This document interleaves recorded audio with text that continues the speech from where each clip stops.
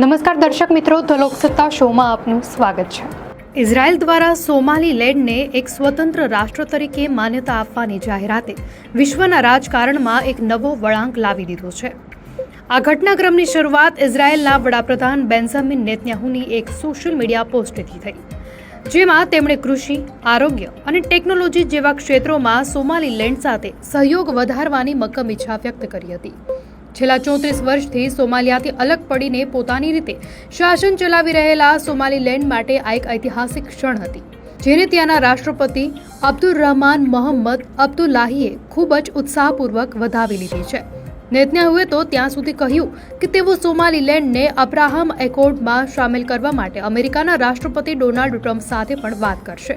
વર્ષ 2020માં ટ્રમ્પના કાર્યકાળ દરમિયાન જ યુએઈ અને બહેરીન જેવા દેશોએ ઇઝરાયલ સાથે સંબંધો સુધાર્યા હતા, તેથી સોમાલીલેન્ડને આ જૂથમાં સામેલ કરવું એ વ્યૂહાત્મક રીતે ઇઝરાયલ માટે મોટી જીત ગણાઈ। જો કે ડોનાલ્ડ ટ્રમ્પનું વલણ અત્યારે થોડું અસ્પષ્ટ દેખાઈ રહ્યું છે। તેમણે શરૂઆતમાં આ માન્યતાને નકારી કાઢી હતી, પરંતુ બાદમાં જણાવ્યું કે તેઓ આ વિષયનો ઊંડો અભ્યાસ કરશે। આ સમગ્ર વિવાદના મૂળમાં સોમાલીલેન્ડનું ભૌગોલિક સ્થાન છે। અદનની ખાડી અને લાલ સમુદ્રના કિનારે આવેલું આ ક્ષેત્ર વિશ્વના દરિયાઈ વેપાર માટે અત્યંત મહત્વનું છે।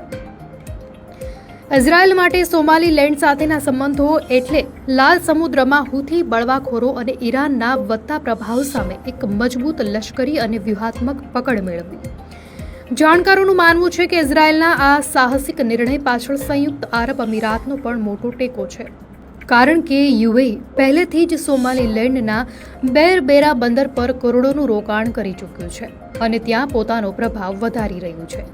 ઇઝરાયલ દ્વારા લેવાયેલું આ પગલું માત્ર આફ્રિકાના હોર્ન પ્રદેશ પૂરતું મર્યાદિત નથી, પરંતુ તે ઇઝરાયલની લાંબા ગાળાની નીતિનો હિસ્સો છે, જેમાં તે ઇસ્લામિક અને આફ્રિકાના દેશો સાથે સીધા સંબંધો સ્થાપવા માંગે છે।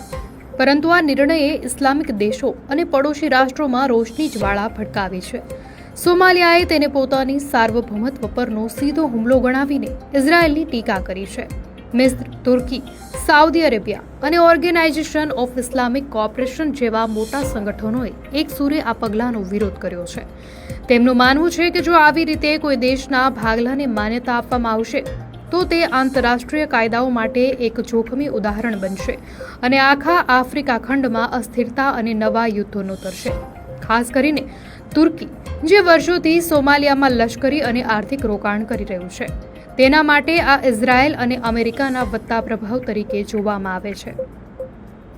આમ સોમાલીલેન્ડ ભલે અત્યારે પોતાની આઝાદીની ઉજવણી કરી રહ્યું હોય, પરંતુ આ કૂટનીતિક લડાઈ આવનારા દિવસોમાં લાલ સમુદ્ર અને મધ્ય પૂર્વના દેશો વચ્ચેના સંબંધોમાં ભારે ખળભળાટ મચાવશે તે નક્કી છે। આમ ઇઝરાયેલનો આ નિર્ણય માત્ર એક રાજદ્વારી માન્યતા નથી, પરંતુ તે વિશ્વના નકશા પર શક્તિ સંતુલન બદલવાનો એક મોટો દાવ છે। જો સોમાલીલેન્ડને આંતરરાષ્ટ્રીય સ્તરે વધુ સ્વીકૃતિ મળશે તો તે હોર્ન ઓફ આફ્રિકામાં પશ્ચિમી દેશો અને ઇઝરાયલ માટે એક નવું પ્રવેશ દ્વાર બનશે, પરંતુ આ માર્ગ કાંટાઓથી ભરેલો છે। એક તરફ સોમાલીલેન્ડ પોતાની આઝાદીના સપના સાકાર થતા જોઈ રહ્યું છે, તો બીજી તરફ પ્રાદેશિક સંગઠનો અને મુસ્લિમ દેશો આ પગલાંને આફ્રિકામાં અસ્થિરતા લાવવાના પ્રયાસ તરીકે જોઈ રહ્યા છે। આ સ્થિતિમાં હવે પછીનું દરેક પગલું ખૂબ જ સાવચેતીભર્યું હોવું જરૂરી છે, કારણ કે અહીંની એક નાનકડી ભૂલ લાલ સમુદ્રના કિનારે મોટા યુદ્ધના પડઘા પાડી શકે છે। નિષ્કર્ષમાં કહી શકાય કે સોમાલીલેન્ડ અત્યારે વૈશ્વિક શતરંજનું એક કેન્દ્ર બિંદુ બની ગયું છે, જ્યાં અમેરિકા, ઇઝરાયલ, તુર્કી અને ઈરાન જેવા દેશોના હિતો ટકરાઈ રહ્યા છે।